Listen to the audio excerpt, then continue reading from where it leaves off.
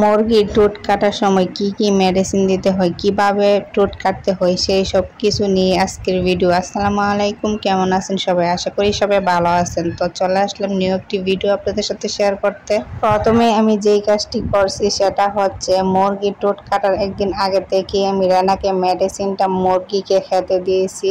মুরগির ঠোঁট কাটার 24 ঘন্টা আগে থেকে রানাকে মেডিসিনটা দিতে হয়। রানাকের কাজ হচ্ছে মুরগির ঠোঁট কাটার সময় ব্লাড যেন বের না হয়, ব্লাড বের হওয়া অফ করে রানাকে। মুরগির ঠোঁট কাটার পরের দিন থেকে আমাদেরকে দিতে হবে রানাকে আর হচ্ছে অ্যামক্সাসিলিন। অ্যামক্সাসিলিন কিসের কাজ করে? মুরগির ঠোঁট কাটার পরে ঠোঁটে যেন ইনফেকশন না হয়। আর অ্যামক্সাসিলিন হচ্ছে ভাইরাস ব্যাকটেরিয়া দূর করে, কোনো ইনফেকশন যেন না হয়, তার জন্য আমাদেরকে অ্যামক্সাসিলিন অ্যান্টিবায়োটিক মেডিসিনটা দিতে হবে। অ্যামক্সাসিলিন রানাকে একদিন দিলেই চলবে, তারপরে দিন থেকে আমাদেরকে 3 দিন দিতে হবে রাইসোবিট। রাইসোবিটের কাজ হচ্ছে মুরগির রোগ প্রতিরোধ ক্ষমতা বাড়ায়। আর রানা কাটা হচ্ছে আমাদেরকে মুরগির ঠোঁট কাটার একদিন আগে থেকে দিতে হবে। সেটা হচ্ছে 10 লিটার পানিতে 1 গ্রাম করে দিতে হবে। তো 10 লিটার পানিতে আপনারা 1 গ্রাম করে রানাকে দিয়ে দিবেন। তো যদি আপনারা অল্প দেন তাহলে কিন্তু সমস্যা হয়ে যাবে। তো মুরগির ঠোঁট কাটার সময় কি কি মেডিসিন মুরগিকে খাওয়াতে হয়, তো মেডিসিনের সম্পর্কে আমরা জানলাম। এখন আমরা জানবো কিভাবে মুরগির ঠোঁট কাটতে হয়। এই যে দেখতেছেন আমি বাম হাতে মুরগিটা নিছি, তারপর 2টা পাকা ডান হাত দিয়ে বাম হাতে রাখবো, তারপরে আস্তে আস্তে ঠোঁটটা কেটে নিব। এই যে দেখতেছেন আমি কিভাবে ধরছি, তো এইভাবে আপনারা হাতে ধরবেন, তারপরে মুরগিটা নড়াচড়া করতে পারবে না। ঠোঁট কাটার আগে আমাদের আঙ্গুলে একটি কাপড় পেঁচিয়ে নিতে হবে, যেন ডেবিকেন মেশিন যে জায়গাটার মধ্যে ঠোঁট কাটা হয় ওই জায়গাটা আগুনের মতো লাল হয়ে থাকে, ওইখানে আমাদের আঙ্গুলে যেন হিট না লাগে। এই যে আমি কিভাবে দেখতেছেন মুরগির 2 ঠোঁটের মাঝখানে আমি আঙ্গুলটা দিয়ে দিছি, তারপরে আমি পাটা নিচে রাখছি।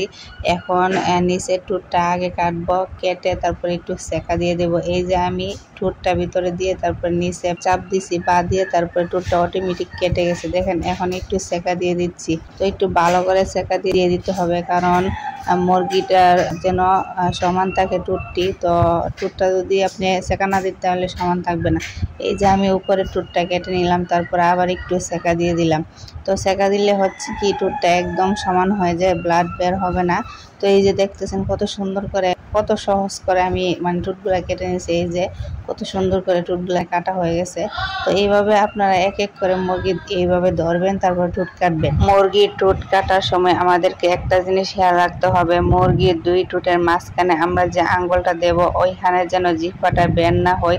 তো এইভাবে আমাদেরকে 2 ঠোঁটের মাঝখানে আঙ্গুলটা দিতে হবে, জিহ্বাটা যেন বের না হয়। মুরগির জিহ্বাটায় বের হইলে ওই আগুনের তাপটা জিহ্বার মধ্যে রাখবে, তারপরে মুরগিটা খাওয়া দাওয়া সবকিছু অফ করে দিবে, মুরগিটা অনেকটা ক্ষতি হবে। মুরগির ঠোঁট কাটার সময় ডেবিকেন মেশিনটা এইভাবে সেট করতে হবে যেন মুরগির ঠোঁট কাটার জায়গাটা আপনার বরাবর থাকে, আর হচ্ছে নিচের সিনটা যেন আপনার পায়ের নিচে থাকে, ওইটা যেন আপনি পা দিয়ে চাপ দিতে পারেন। আর মুরগির ঠোঁট কাটার সঠিক সময় হচ্ছে সন্ধ্যার সময়। সন্ধ্যার সময় মুরগির ঠোঁট কেটে লাইট অফ করে তারপরে মুরগিকে রেস্টে রাখতে হবে, কারণ মুরগি যদি রেস্টে থাকে তাহলে মুরগি ঠোঁট করে রাত্রে রাত্রে শুকিয়ে যাবে। আর আপনি যদি সাথে সাথে ওদেরকে খাবার দেন, লাইট অন করে রাখেন, তাহলে ওরা ঠোকর দিবে, তো ব্লাড বের হওয়ার সম্ভাবনা থাকবে ঠোঁট দিয়ে। ঠোঁটটা ওই সময় অনেকটা নরম থাকবে। আর 2 দিন পর্যন্ত আপনাকে মুরগির খাবারের পাত্রের মধ্যে বেশি করে খাবার দিতে হবে, যেন মুরগিগুলা ঠোকরে খাবারটা খাওয়ার সময় যেন